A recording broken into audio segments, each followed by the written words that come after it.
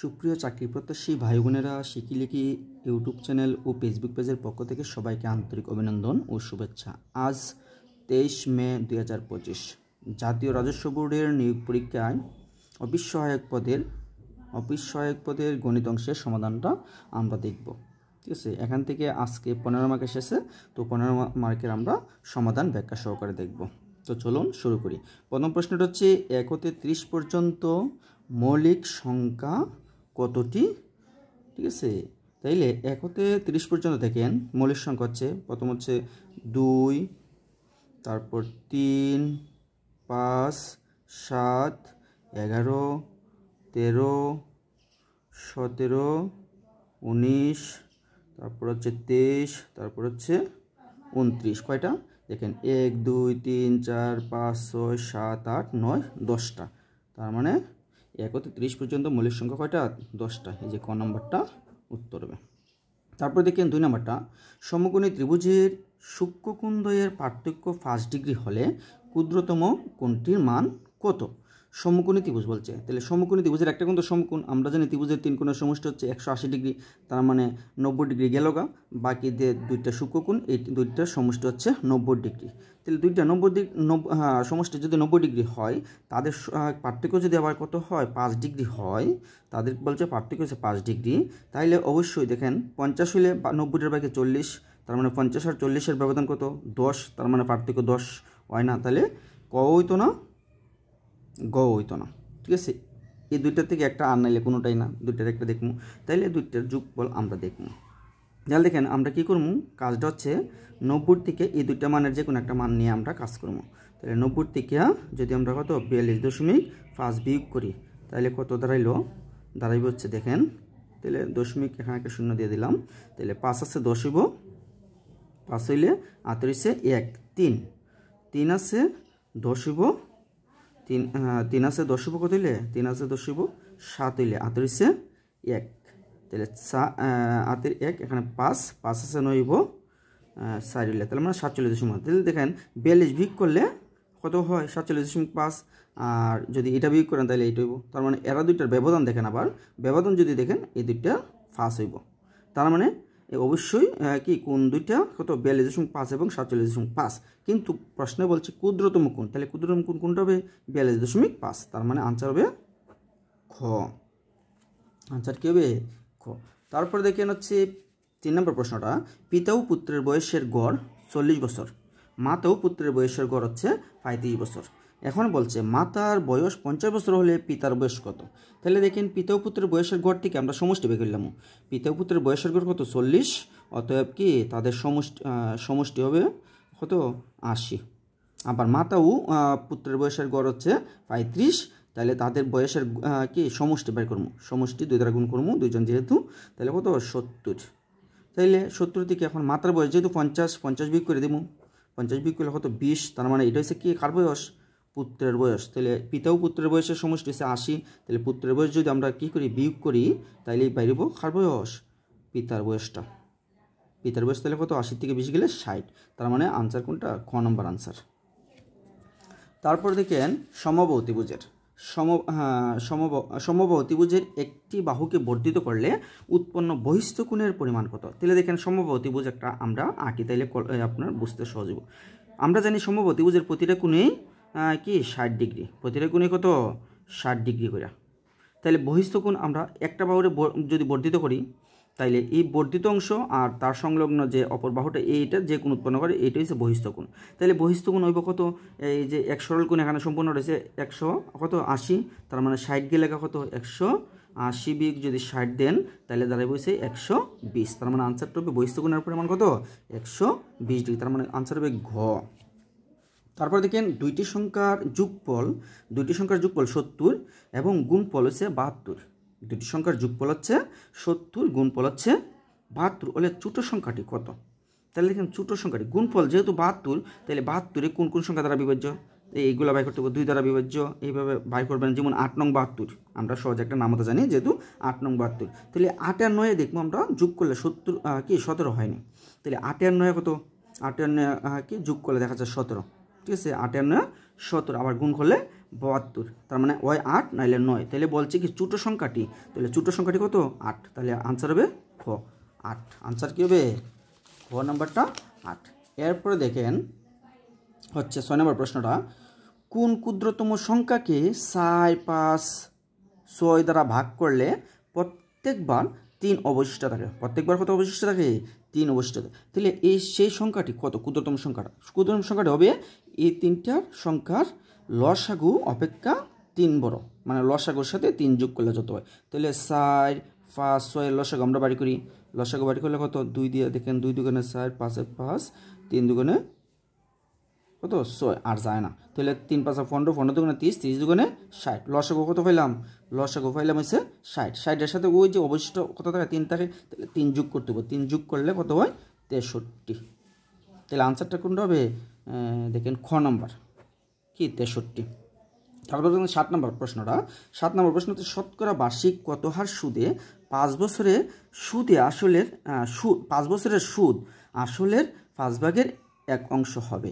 এই অনুযায়ী যদি প্রশ্নে জবাব উল্লেখ আছে, এই অনুযায়ী যদি করি তাইলে আমরা এখানে আনসার পাইতাম না। ঠিক আছে, প্রশ্নটা ওই যে যেহেতু রিপিট প্রশ্ন, তাইলে ওর কথা ছিল সুদ আসলের কত, তাইলে আমরা উত্তরটা পাই 5।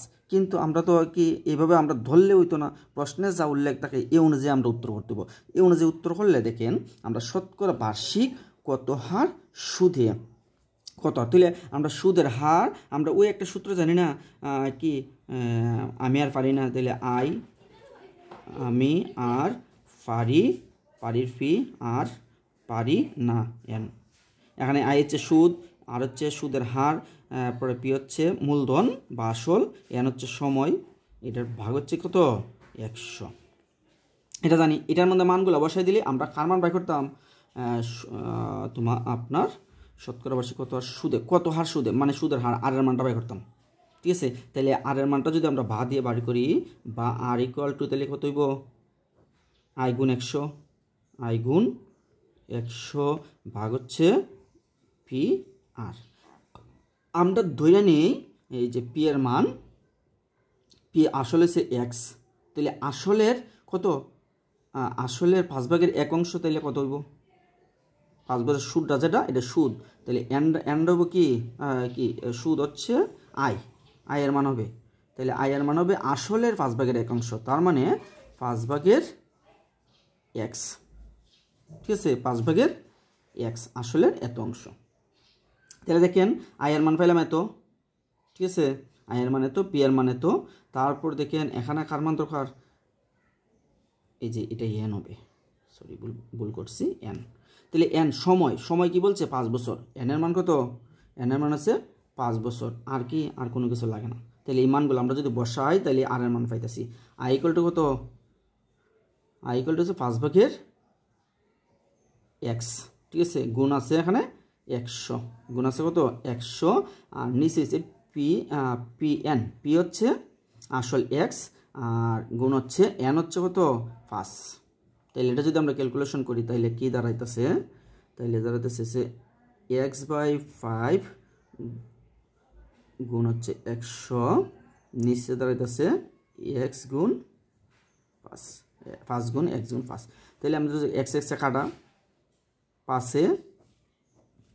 20 100, 5 দ্বারা আবার 20 কাটলে 4 20 4 5 20 60। তাহলে আনসার হওয়ার কথা ছিল, যেভাবে প্রশ্ন আইছে এই অনুযায়ী আনসার হওয়ার কথা ছিল কত? 60, মানে 60%। আনসারটা কি? এই যে কি বলছে? শতকরা বার্ষিক কত হার সুদে, তাহলে কত হার সুদে? 60% সুদে। ঠিক আছে, কিন্তু অনেকেই দেখবেন আনসারটা কি, আনসারটা কিন্তু এখানে 4 উল্লেখ নাই, তাহলে আনসারটা ফার্স্ট হওয়ার কথা ছিল। তাহলে প্রশ্নটা কিন্তু ছিল সুদ আসলের কত। এইভাবে যদি করেন তাহলে আবার আনসার ফার্স্ট হবে। আর যেহেতু কি এটা এমসিকিউ, তাহলে অভাবে দেখবে, এই যে কম্পিউটারে দেখবে, তাইলে অবশ্যই আনসারটা এখানে আছে। তার মানে এটা আর ধরে নিয়েই করছে, একা খালি কি সুদ, এখানে যে সুদ অংশটা খালি তুলে দিছে না, সুদ আর এই কি আইফেন অংশটা। তাইলে এই অনুযায়ী আনসার হইল 5। ঠিক আছে, আর যদি প্রশ্নের যেভাবে আছে এইভাবে আনসার করেন যে শতকরা বার্ষিক কত হার সুদে 5 বছরের সুদ আসলের 5 ভাগের 1 অংশ হবে। ঠিক আছে, তাইলে এই অনুযায়ী হবে কত? 4%। আর যদি এই অনুযায়ী করেন যে কালো খালি দিয়ে লিখছি সুদ আসলের 5 ভাগের 1 অংশ, তাইলে হবে 5%। বুঝতে পারছেন? ঠিক আছে। যদি না বুঝেন কমেন্টে জানিয়ে দেবেন, ঠিক আছে, আমি আরও সুন্দরভাবে ব্যাখ্যা সহকারে আপনাদের বলতে পারবো। আশা করি বুঝতে পারছেন। তারপর পরের প্রশ্নটি দেখেন, 8 নম্বর প্রশ্ন, 1 হতে 50 পর্যন্ত ক্রমিক সংখ্যাগুলোর যোগফল কত? আমরা জানি ক্রমিক সংখ্যার যোগফলের একটা সূত্র n × n + 1 divided by 2, n × n + 1 divide by 2। n হচ্ছে কি ওই যে সর্বোচ্চ ক্রমিক সংখ্যাটা, মানে সবচেয়ে বড় ক্রমিক সংখ্যাটা কি n, আর বা 2। তাহলে এখানে যদি আমরা মানগুলো বসাই, দেখেন সর্বোচ্চ ক্রমিক সংখ্যাটা হচ্ছে 50 যোগ হচ্ছে 50 যোগ কত 1, 50 যোগ 1 ক্রমিক সংখ্যা ওই যে 1 হতে, মানে এখানে হচ্ছে কি ওই যে আপনার সর্বনিম্ন ক্রমিক সংখ্যাটা, ঠিক আছে। তো সর্বনিম্ন ক্রমিক সংখ্যাটা হচ্ছে কত 1, ক্রমিক সংখ্যা 1 ভাগ হচ্ছে কত, ভাগ হচ্ছে 2। তাহলে কত দাঁড়াইলো দেখেন, এখানে হচ্ছে 50 গুণ হচ্ছে 51 ভাগ হচ্ছে 2। তাহলে 50 যদি আমরা 2 দ্বারা 50 ভাগ করে 25, তাহলে 25 আর 51 গুণফল, তাহলে 51 আর 25 গুণফল যত তত 5 একে 5, 5 5 25, ঠিক আছে। তারপর দেখেন 5 2 একে 2, 5 দুগুণে 10, যোগফল কত 5 2 2 না 2 আর 5 এসে 7 2 1, তার মানে 1275 কোনটা আছে দেখেন গ নাম্বারে। তাহলে আনসার কত হবে গ 1275। তারপরে দেখেন 9 নম্বর প্রশ্নটা। 9 নম্বর প্রশ্নটা হচ্ছে a - b সমান হচ্ছে 60, ab সমান হচ্ছে 60, a + b এর মান কত? তাহলে এর থেকে বি গেলে কত অপশন ধরে আপনারা করতে পারবেন, অথবা এখানে দেখেন দুইটা সংখ্যার কত গুণফল 60, গুণফল 60 বিয়োগফল তো 60। তাহলে 60টা দেখেন কত কত দ্বারা বিভাজ্য, 1 দ্বারা 2 দ্বারা দিলে 30, তাহলে 30-এ আর কি 2 এর ব্যবধান কত 60 না, তাহলে 3 দ্বারা 3 20-এ 60, তাহলে 3 আর 20 এর ব্যবধান কত 60 না, 3 আর 20-এ 60। এরপরে কত তারপর দেখেন 6 দ্বারা 6 10-এ 60, 6 আর 10-এর কত ব্যবধান হচ্ছে 60। তাহলে কত ওই যে এ সমান কত a - b মানে 10 বিয়োগ কত 6 সমান কত 60 হয়, এটা হয়। আবার গুণফল কত 6 10-এ 60 হয়। তার মানে এই দুইটার যোগফল কত হইব 6 আর 10-এর যোগফল কত 16 হয়।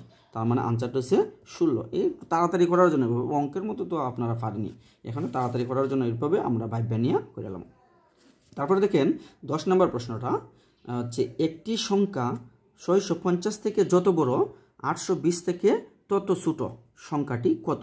এই সংখ্যাটা হবে এই দুইটা সংখ্যার মাঝের সংখ্যাটা। তাহলে দুইটা সংখ্যার মাঝের সংখ্যাটা আমরা কেমনে বাই করবো এই দুইটা সংখ্যার ব্যবধান বাই করবো প্রথম। তাহলে দেখেন 820 লিখলাম, বিয়োগ করবো কত 650, বিয়োগ করলে কত হয় 0 7 আছে 12 হইব, 7 8 9 10 11 12, সরি 5 6 7 8 9 10 11 12, 7 7 8 1 কত 7 7 আছে 8 হইব, 1 হইলে 170, 170 হচ্ছে এদের মধ্যে ব্যবধান। তাহলে এর মাঝের সংখ্যাটা কত 2 দ্বারা ভাগ করে দেবো, এটারে 2 দ্বারা ভাগ করলে কত 170 যদি 2 দ্বারা ভাগ করেন তাহলে ধারাইব হচ্ছে 8 দুগুণে 16, বিয়োগ করলে হয় 1, কাটটা নামাইলাম 0 10, 5 দুগুণে 10 মিলে গেল গা, ঠিক আছে। তার মানে 85। এই 85 যে ওই বড় সংখ্যাটার থেকে বিয়োগ করবেন অথবা ছোট সংখ্যাটার সাথে যোগ করে দেবেন। তাহলে এই যে 650 যোগ হয়েছে কত 85, তাহলে কত 5 8 5 13 3 38 1 6 আর 1 13 3 38 1 6 আর 1 কত 7, 6 আর 1 7। তাহলে মানে আনসারটা হবে কত 735, আনসারটা হবে কত 735।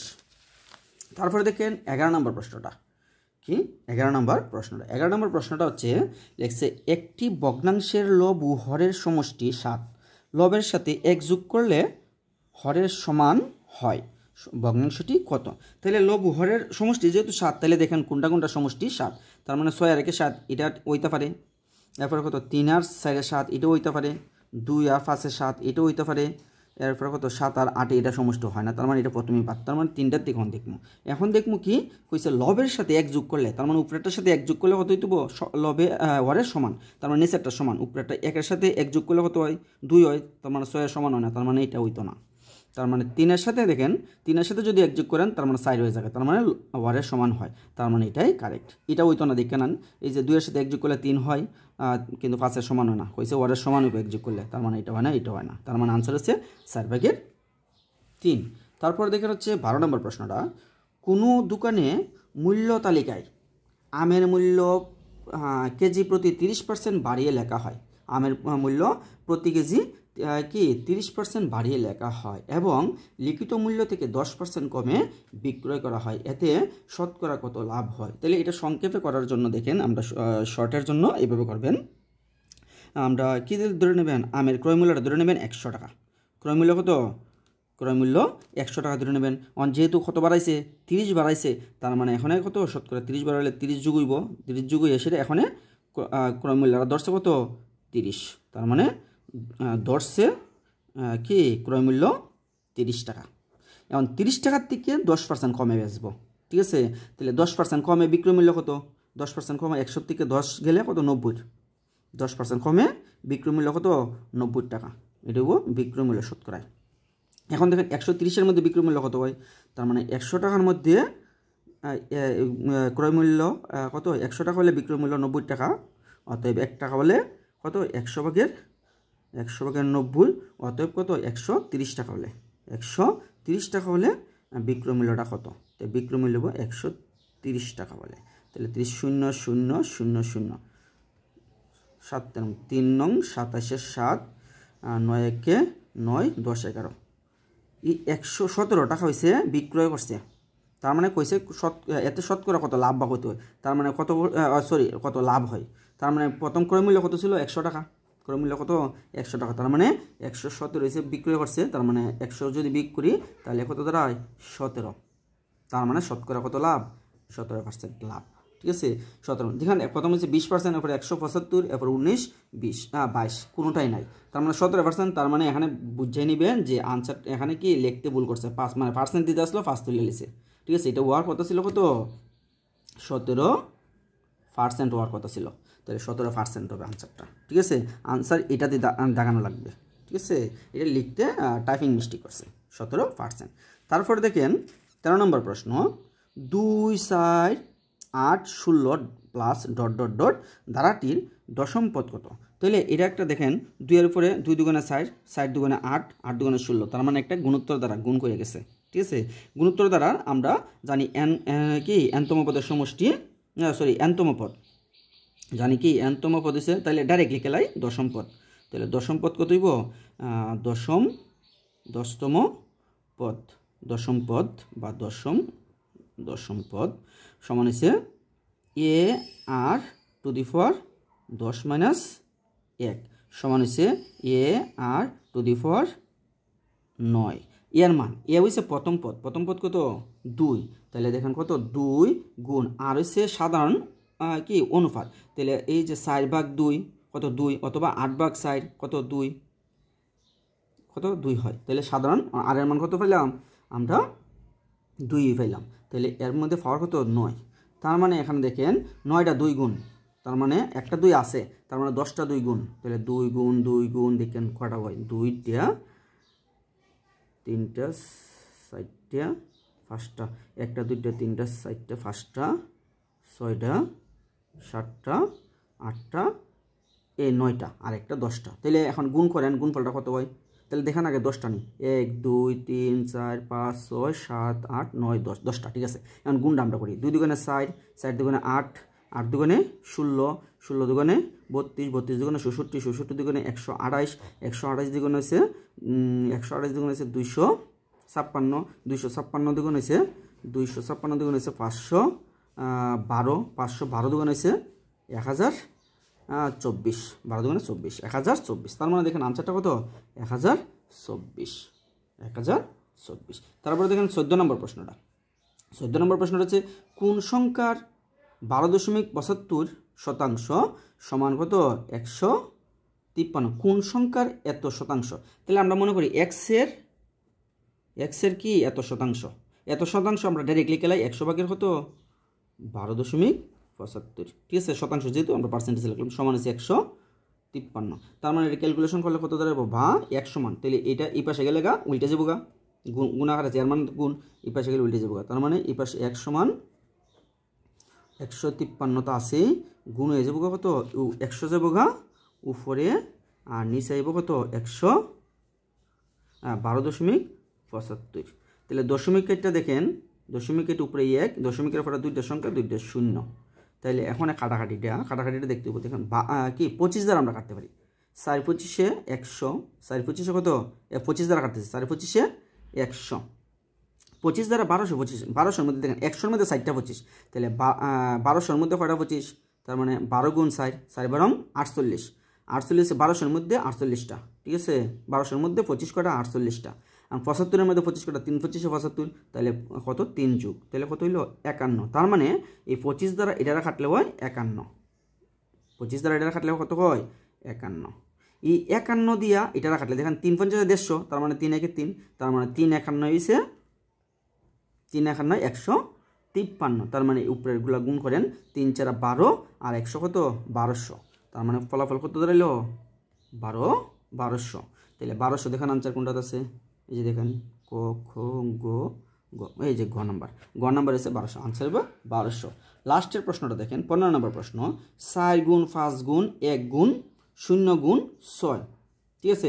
এই যে দেখেন 0, আমরা জানি গুণফল যাই হোক না কেন কোনো সংখ্যাটা যদি আবার 0 দ্বারা গুণ করি তাহলে গুণফল কি হবে 0 হবে, তার মানে আনসারটা হবে কত 0। এই ছিল আজকের প্রশ্নের সমাধান। আশা করি সবাই বুঝতে পারছেন। এরপরে যদি কোনো কনফিউশন থাকে আপনারা কমেন্টে জানিয়ে দিবেন, ঠিক আছে। ভালো থাকেন, সুস্থ থাকেন, এবং আগামী সপ্তাহের পরীক্ষাগুলোর পরবর্তী প্রশ্নগুলোরও আমরা এইভাবে গণিতের আপডেটগুলো দিয়ে থাকবো। ধন্যবাদ।